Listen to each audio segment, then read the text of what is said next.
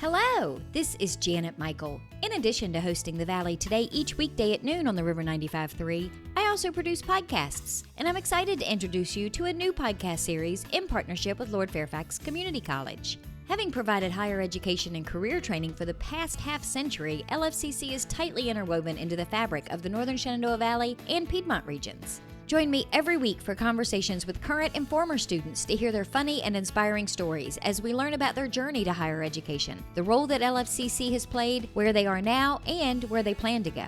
We'll also talk to current and former professors about their experiences and best memories of LFCC over the past 50 years. Get every single episode as they're released on our website at theriver953.com under the podcast tab, or you can subscribe for free in Apple Podcast, Google Podcast, on Spotify, Amazon Music, wherever you listen to podcasts. Just search for LFCC Stories.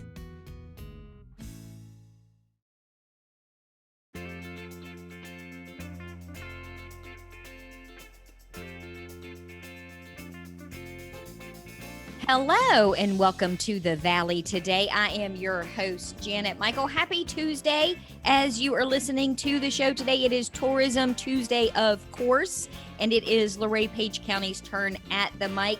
So that means I am pre-recording on the screen with Edie Emmons from the Luray Page Chamber of Commerce. Edie, how are you doing? I am good. How are you? I'm enjoying the warm weather. It is so nice. I didn't think I would be so excited about the change in weather as I have been. And it's amazing what a little springtime can do for the soul. And I am guessing that your guest today is pretty excited about the change in weather because, as my husband would say, this is beer drinking weather. So we've got on the screen with us Jim Turner. He is the owner at Hawksbill Brewing Company. Jim, is it true? Is my husband right when he says this is beer drinking weather? Well, if you have to confine it to a season, to each his own. Beer drinking weather, okay, that's year round for me. That's year round at Hawksbill Brewing. And I think my other owners would agree too. David Sowers is co-owner with me, and Kevin Chrysler is another of the owners.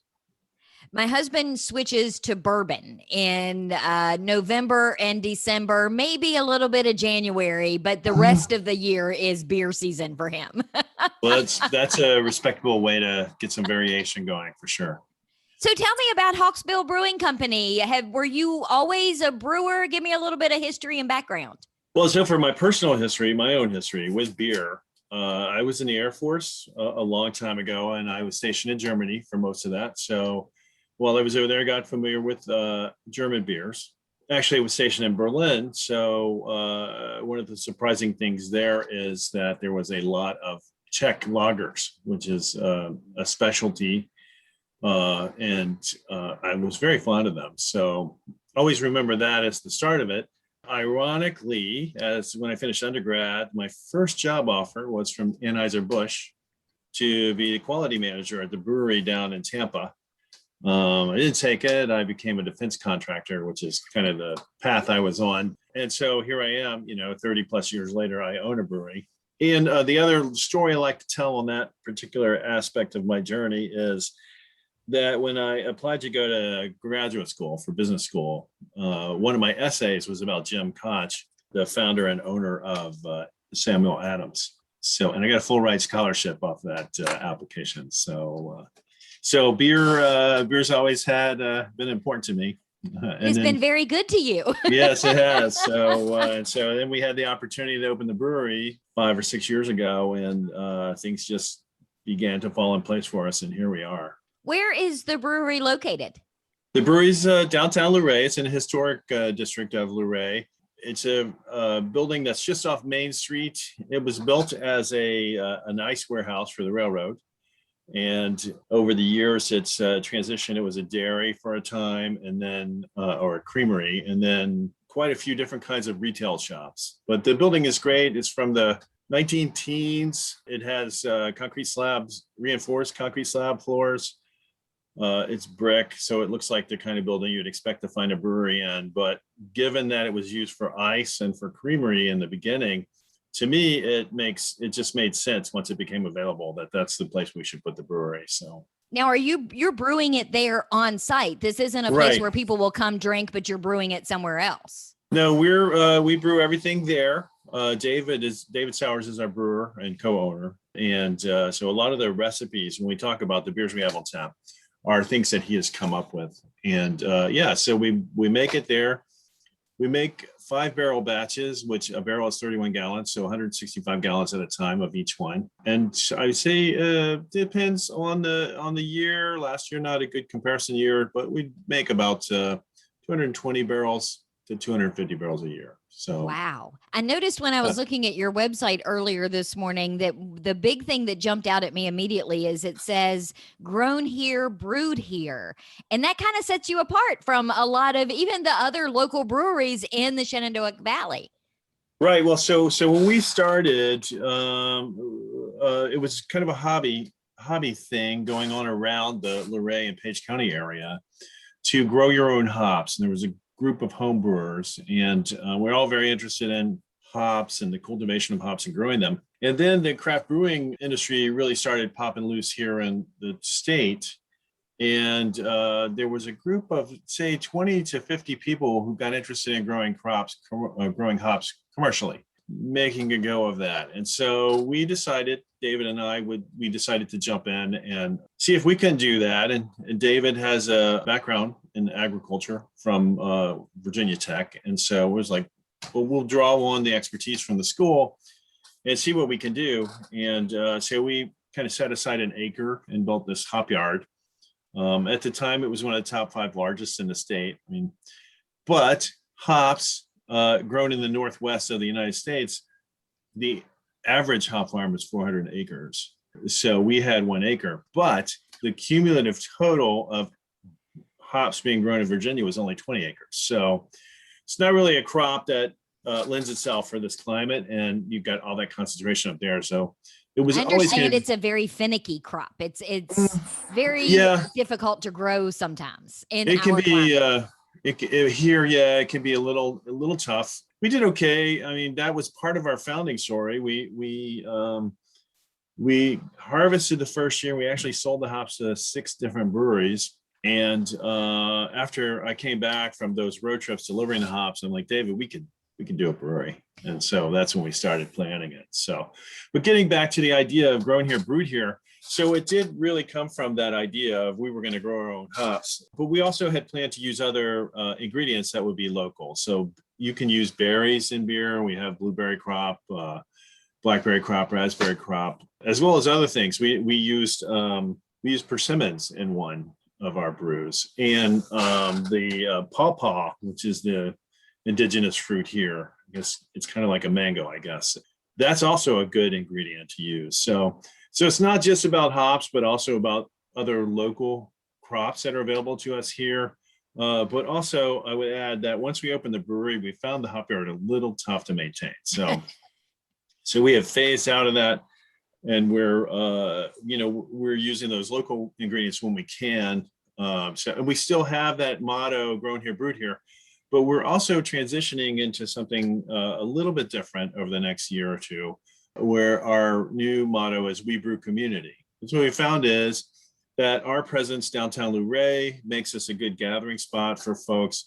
We're an amenity that's in a social magnet for downtown. And so we really want to be a company that facilitates and fosters that aspect of community, and then welcoming and open attitude, welcoming everyone, every community into the brewery. So that is kind of the new motto, and we'll be working on our rebranding into that perspective over the next year or so. I think that is amazing. And you're right. I mean, take advantage of something that's already happening that you're also passionate about in bringing people together. Right. It's, we have a couple aspects of that community idea. We have this thing called Pints for Causes, where usually one night a month, Thursday nights, the first Thursday, we donate part of our proceeds from that night's sales to an organization in the communities. And in the past, some of the ones we've supported are the Page County Animal Shelter, Chimpeco Industries. We've supported them in the past, and Luray Downtown Initiative. different things like that. Our goal, Brew Community, our goal is 1% of our sales will be something that we can donate to community organizations.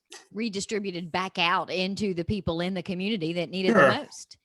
Yeah, so they, we need them to come and ask us if we can do it, and then we schedule them because it's a popular thing. And but that's part of what we're after there is that giving back.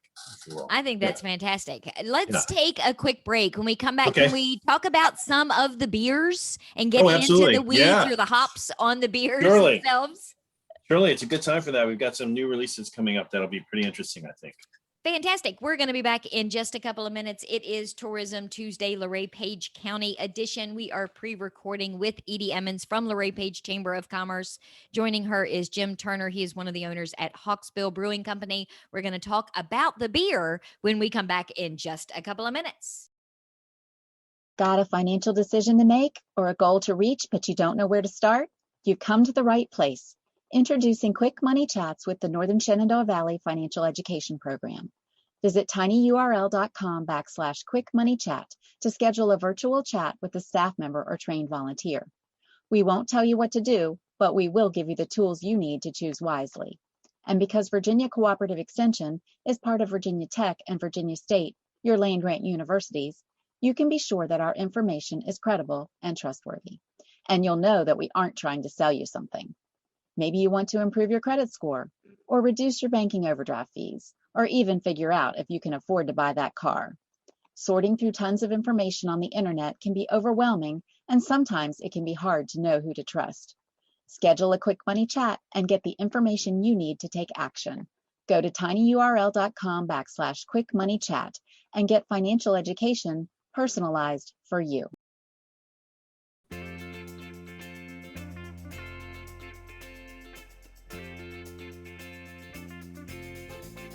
Welcome back to the Valley today. I am your host, Janet Michael. Happy Tuesday, Tourism Tuesday to you. As you are listening to the show, it is Luray Page County's turn. We get to be a tourist in Luray Page County today. We are pre-recording our conversation with Edie Emmons from Luray Page Chamber of Commerce. Joining us on the screen is Jim Turner. He is one of the owners at Hawksbill Brewing Company. And we talked, Jim, in the first segment a little bit about the history of the brewing company, a little sneak peek into the future too, to a certain extent. So let's talk about the important thing now, though. Tell me about the beer. Well, sure. So obviously, I mentioned my history with beer being oriented around German Pilsners and German styles. But as I experienced beer more and more, I just got interested in all the different kinds of styles. And you have strong brewing traditions in England, Germany, the rest of Europe, including Belgium, the Czech Republic, as I mentioned, and then even in Asia, Mexico. From those styles, we began as kind of more of an ale orientation. And even in more of a British kind of tradition with our IPAs. We had a pale ale, and we have a beer called a cream ale, which doesn't fall into any European traditions. It's an American beer. Cream ale gets its creaminess because corn is used as part of the brewing ingredients, and that imparts this idea of a creamy mouthfeel to the beer. And that one, Haymaker Cream Ale, is actually our most popular beer that we sell. We also have a Hooray for Luray IPA. So that's popular because of the name, but also because it's a pretty solid IPA for us. And then some of the others that are on tap at the moment are Brown Cow Stout, which is obviously a stout beer. And we tap that with nitro gas as opposed to carbon dioxide.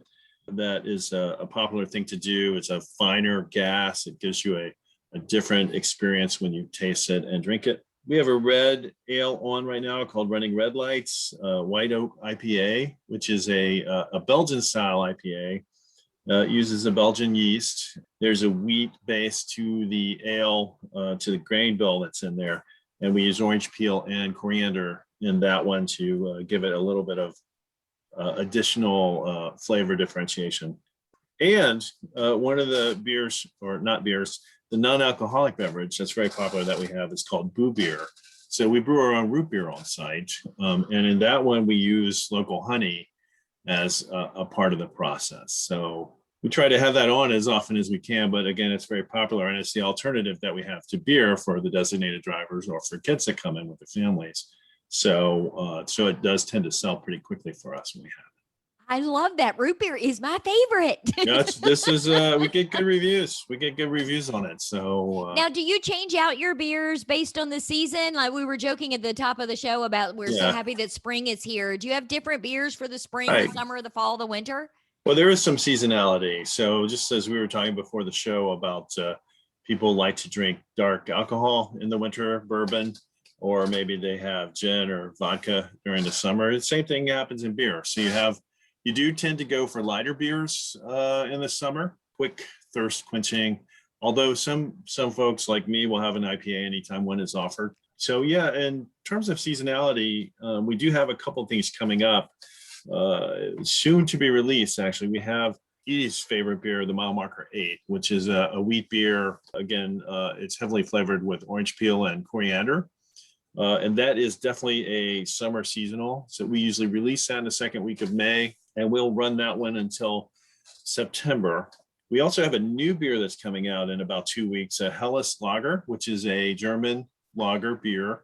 It'll be a lighter colored and flavored beer. But that has been very popular throughout Virginia over the last couple of years, and we gave a recipe a try ourselves. So can't wait to see how that one does. We also sometimes do a Mexican lager that comes out around June, July timeframe. Again, lighter beer for the hotter weather. And then this year, we did a pilot of it last year, but this year we're going to release a watermelon wheat beer called 7 Days of Wheat. Looking for that one to come out around July 4th or so. So right at watermelon season. So seasonality is a part of what goes on here with beer. So who comes up with the creative names for some of these beers? Do you guys all throw out your ideas in a brainstorm session, or do you have somebody who's in charge of that? No, the tradition is that the brewer who comes out with the recipe gets to name the beer. We have some for better or worse. I mean, some of these, most of the ones that I mentioned there by name are David's creations. The one that I collaborated on the recipe for was White Oak IPA, which is named after the hike in the Shenandoah National Park. In a lot of cases, beers that I come up with are named after park landmarks features and things. Yeah, landmarks. Although I did work with David and others to create a series that is periodically releasing.